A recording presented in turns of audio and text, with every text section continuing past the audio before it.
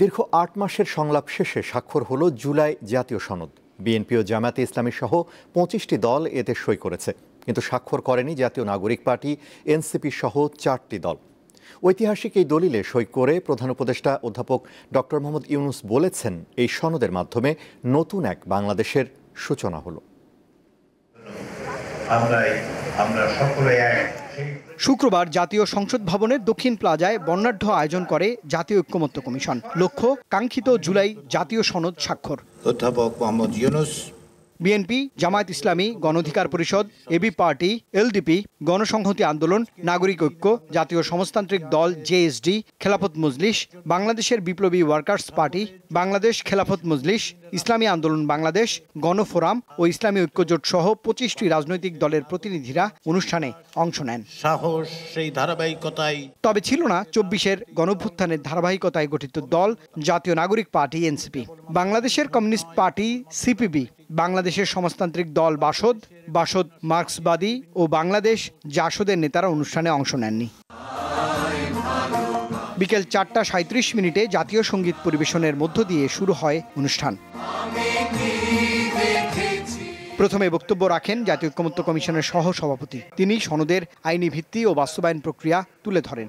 যে ফ্যাসিবাদী শাসন তৈরি হয়েছিল, তার বিরুদ্ধে যে সাহসিকতা, যে দৃঢ়তা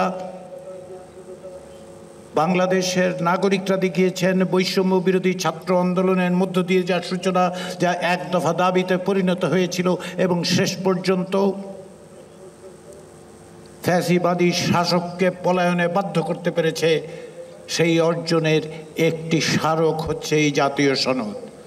বিকেল 5:05 এলো বহু কাঙ্ক্ষিত সেই মুহূর্ত। জুলাই জাতীয় সনদে স্বাক্ষর করেন দলগুলোর প্রতিনিধিরা। সভাপতি প্রফেসর ডক্টর মোহাম্মদ ইউনূস পরে ঐতিহাসিক এই দলিলে সই করেন জাতীয় ঐক্যমত্য কমিশনের সভাপতি, প্রধান উপদেষ্টা অধ্যাপক ডক্টর মোহাম্মদ ইউনূস। কমিশনের মাননীয় সভাপতি প্রফেসর মোহাম্মদ ইউনূস। জুলাই জাতীয় সনদের মূল ভিত্তি 24-এর গণঅভ্যুত্থান।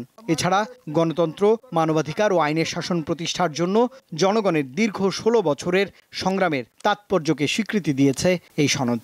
আমরা যাতে আর কখনো ফ্যাসিবাদের। বিভিন্ন দলের প্রতিনিধিরা সনদে স্বাক্ষরের পর বক্তব্য রাখেন প্রধান উপদেষ্টা। তিনি এই দলিলের গুরুত্ব তুলে ধরেন।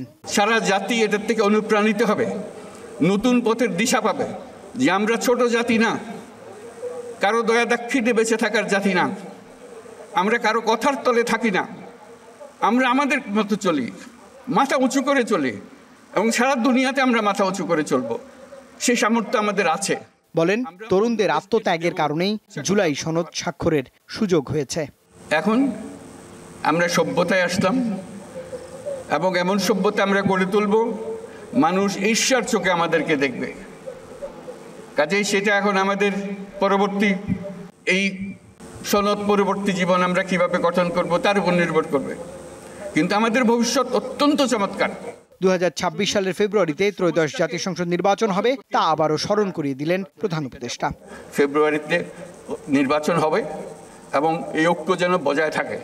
আজকে ঐক্যমত্যে আমরা যেরকম সনদ করলাম, এই রাজনীতির ব্যাপারেও, নির্বাচনের ব্যাপারেও আপনারা রাজনৈতিক নেতারা বসে, বিভিন্ন দলের নেতারা বসে একটা সনদ করেন কিভাবে নির্বাচন করবেন।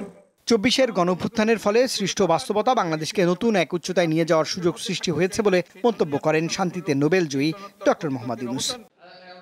মাসের পর মাস বিভিন্ন রাজনৈতিক দলের সঙ্গে আলোচনা, তারপর ঐক্যমত্য, এর মধ্য দিয়েই দীর্ঘ সময় পেরিয়ে এলেও ঐতিহাসিক জুলাই সনদ স্বাক্ষর হয়েছে আজ। ছিল না এনসিপি, তবে বিভিন্ন রাজনৈতিক দল যেমন বিএনপি ও জামাত, তারা সই করেছে এই সনদে। প্রণয়ন কমিশন বলছে আগামীতেও সংশোধন ও সংস্কার চলমান একটি প্রক্রিয়ায় থাকবে। রুবায়েত হাসান, দীপ্ত সংবাদ, ঢাকা।